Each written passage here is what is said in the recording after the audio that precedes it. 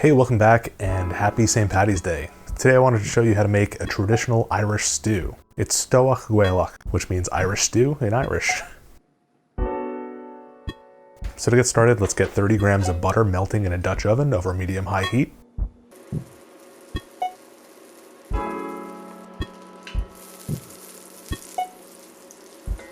And once it's melted, let's throw in about a kilo of lamb that's been cut up into 2 centimeter cubes. This one was just labeled as lamb stew meat, and it was the only other option in the store besides lamb shank, but it looks like it's got a decent amount of fat, so it should do nicely in this stew. Traditionally, you'd use lamb neck, so if you've got access to that, then go ahead. We want to give the lamb a good sear on all sides, so if you need to do this in batches, then go ahead. That'll help reduce the amount of liquid that leaches out of the meat as you're cooking it, which can have an impact on searing.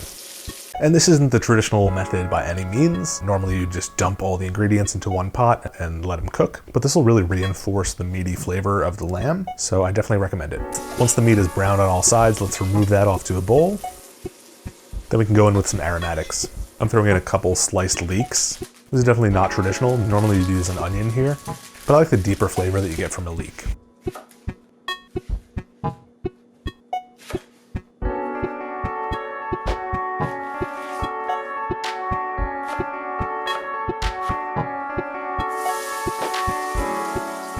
Along with that, throw in a chopped carrot.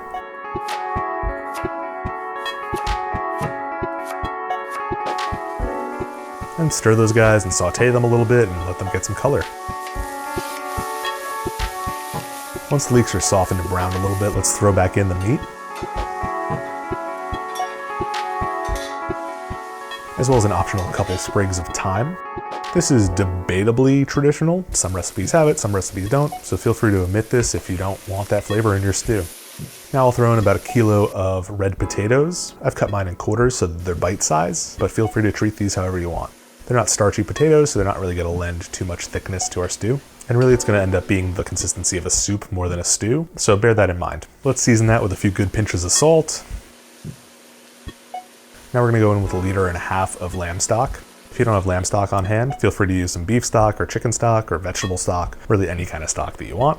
Or if you want to learn how to make a really awesome lamb stock, then next week I'll be uploading a video of how I made this one. And I'll throw a card in the corner of this video when that is uploaded. Go ahead and bring that to a simmer. And once it's simmering, some scum should float to the surface, so go ahead and skim that off.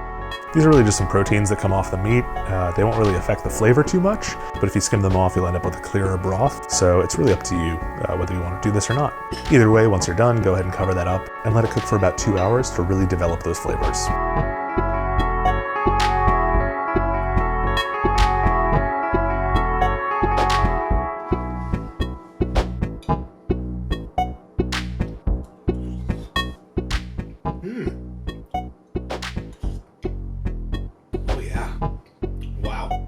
You know, it's such a simple recipe and it's got so few ingredients, which means every ingredient shines in this dish. The lamb is front and center here with the browning from the sear, really adding some extra oomph to that meaty flavor. That deep onion flavor coming from those leeks is there in the background. And oh my God, the levels of flavor from that stock just permeate this whole dish. So if you're looking for a really comforting alternative to corned beef and cabbage this St. Paddy's Day, then give this one a try because I'm pretty sure you'll never go back. And if you did like it, then maybe give it a thumbs up, leave a comment below, maybe subscribe to the channel, and I'll see you guys next time. Sláinte.